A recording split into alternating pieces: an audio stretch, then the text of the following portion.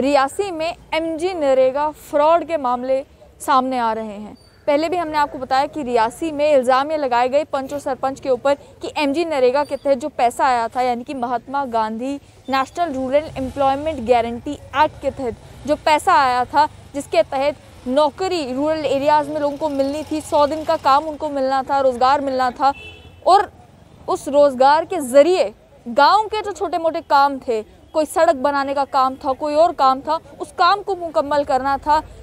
MG NREGA का पैसा तो आया, लेकिन वो पैसा लगा कहाँ, ये सवाल जो है रियासी के लोग पूछ रहे हैं। मेरे साथ महोर से सोशल एक्टिविस्ट अब्दुल गनी मलिक हैं और ये भी यही सवाल पूछ रहे हैं कि केंद्र सरकार ने पैसा तो बहुत भेजा, लेकिन वो पैसा लगा कहाँ पर।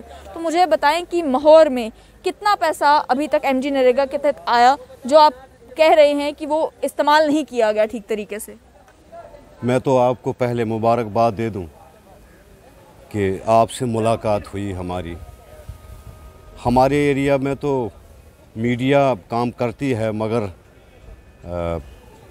मुझे नहीं लगता है कि उतना तजर्बा हो जितना आपके पास तजर्बा है। और साफ साफ बात है कि जो आपने पहले कहा, हमारी जो वहाँ की परेशानी है, परेशानी ये है कि पैसा जो है सरकार बहुत बेचती है। वो ख्वाह बीजेपी की सरकार हो, ख्वाह वो एनसी की सरकार हो, ख्वाह वो कांग्रेस की सरकार हो, पैसा बहुत आता है। मगर अफसोस से कहना ये पड़ता है कि ये अफसर या इस ऑफिस तक ही, इन दफ्तरों तक ही महदूद क्यों है।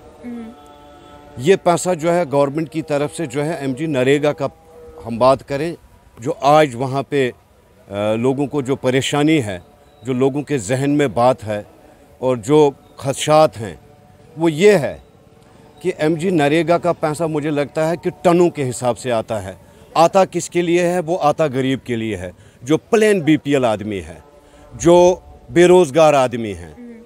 अगर आप उस एरिया की बात देखोगे, मुलाजिम को वहाँ 12,000 का बाथरूम पड़ेगा। अगर आप वहाँ की बात करोगे, PMAY जो है इस वक्त 2 लाख रुपया मोदी जी ने किया है। आप मुलाजिम के घर में उसको देखोगे, और फिर वहाँ तक महदूद है कि जहाँ पंच है, जहाँ सरपंच है, वो सिर्फ अपने ही गिरदो नवा में जो उसके लोग होते हैं, जो रिश्तेदार होते हैं, वो वहाँ पे महदूद है। जिस आदमी के पास PMAY ने जाना था, वो BPL गरीब आदमी है, उसके पास नहीं जाएगा। एक ये प्रॉब्लम है। दूसरी प्रॉब्लम, सबसे बड़ी प्रॉब्लम जो है, मुझे लगता है कि 2014 के बाद हमने कभी केयर नहीं किया कि ये पैसा आता है और जाता कहाँ है। हमने कभी नहीं किया। हमने ये पीछे शुरू किया कि हमने कहा ये पैसा आता है, ये करोड़ों में कहते हैं जी। हर पंचायत के बीच में हर प्लान का 1 साल का प्लान 1.5 करोड़ रुपए आता है, मगर वो सिर्फ प्लान का पैसा आता है, बल्कि नॉन प्लान का अलग होता है, PMAY का अलग पैसा होता है। इनके पास बहुत स्कीमें हैं, जैसे 1,80,000 का बाथरूम आता है, वो किसी वार्ड में देना होता है, और बहुत मुझे लगता है अरबों का पैसा आता है। मगर हमारे एरिया में ग्राउंड पे जब आप नज़र मारोगे तो ग्राउंड पे वो काम नहीं होता है। और हमने उनकी स्टेटमेंट जब निकाली, वहाँ जब हम आज देखते हैं, और मुझे लगता है कि ये पैसा बहुत आया है, बहुत आया है। अगर ये गया तो गया कहाँ है। मुझे बताएं कि एमजी नरेगा के तहत रोजगार क्या आपके जो इलाके हैं उस इलाके में लोगों को मिला, या रोजगार भी नहीं मिला? देखिए, मेरी एक बात सुने, फ्रॉड बिलें बनी हैं। हम पहले दोष लगाते थे कि हमें जम्मू का मुलाजिम आता था, हमें जम्मू का जे होता था, हमें जम्मू का क्योंकि पढ़ा लिखा तब का पहले ज़माने में जम्मू का ही होता था। और आजकल हमारे जो है, मुझे लगता है कि हम उस चीज़ से कमी महसूस नहीं करेंगे। हमारे पास अपने वीडियो हैं इस वक्त, हमारे पास इस वक्त अपने जज हैं, हमारे पास इस वक्त सैकड़ों के हिसाब से DSP हैं, SP रैंक के लोग हैं जो हमारे एरिया के हैं। और आप यकीन माने, इस ब्लॉक डिपार्टमेंट के अफसर जो हैं बहुत हमारे अपने हैं। मगर हम तो पहले दोष लगाते थे कि जम्मू का खा गया। अरे आज तो हमें अपना खा गया है। हमें तो अपना वीडियो जो है टकर गया है पूरे ब्लॉक को। ख्वाह वो गुलाबगढ़ का ब्लॉक हो, ख्वाह वो मोहर का ब्लॉक हो, ख्वाह वो चसाना का ब्लॉक हो। और ये मिली भगत से जो है मैं कहता हूँ कि अपने लोगों ने भी, तो मैं तो मानता हूँ कि पहले जो लोग थे जम्मू के, हमें वीडियो आता था, वो फिर भी 15% 20% लोगों तक पैसा पहुँचाता था।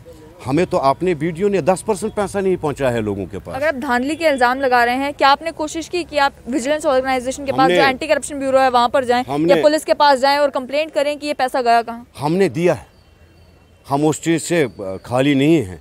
हमने मोहर में FIR दी है इनके खिलाफ। पंचायत बग्गा में जो मुलाजिम फंसे हैं, हमने मोहर में एप्लीकेशन दी है और FIR लगी है। हाई कोर्ट में उनने स्टे किया। उसको कहाँ तक वो क्या करते हैं क्या नहीं करते हैं पुलिस जानती है, उसके लिए वो खुद कार्रवाई करेगी। हमने विजिलेंस भी इनके खिलाफ़ की है और हम चाहते हैं, हम इंसाफ, हम नहीं चाहते हैं कि कोई सज़ा भुगते, हम ये चाहते हैं कि इंसाफ मिले। हम दफ्तरों में इसलिए जाते हैं कि इंसाफ मिले, वो विजिलेंस हो, वो SHO ऑफिस हो, वो DSP ऑफिस हो। हमने इंसाफ के लिए, लोगों के इंसाफ के लिए हमने एप्लीकेशन दी है। वो क्या करते हैं क्या नहीं करते हैं, हमने एप्लीकेशन उनके बारे में दी है। आपके इलाके में जो सड़कें हैं, क्या उन सड़कों का हाल देखकर आपको लगता है कि उसके ऊपर कोई पैसा लगाया गया है? मैम, कोई पैसा नहीं लगा है।